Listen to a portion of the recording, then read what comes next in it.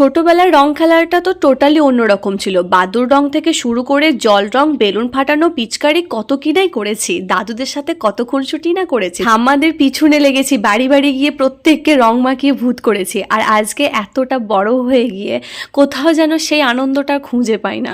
সময়ের সাথে সাথে সব কিছুই পরিবর্তন হয়, তাই আমরা নিজেদেরকেও যতটা পারি চেঞ্জ করার চেষ্টা করি এবং আনন্দগুলো খুঁজে পাওয়ার চেষ্টা করি। তো আমাদের রং খেলা মোটামুটি কমপ্লিট। এবার আমরা ফিরবো। এখন বাজছে দুপুর 1টা, তাই একটু ভাবলাম কি আইসক্রিম খাওয়া যাক, বিকজ আইসক্রিমের দোকান ছাড়া আর কোনো রেস্টুরেন্ট খোলা থাকেনি। খেতে চাইলে হয়তো খাওয়া যেত ফুটপাতের দোকানে, বাট আমরা রোদের মধ্যে দাঁড়িয়ে খাবার খেতে একদমই পছন্দ করছিলাম না।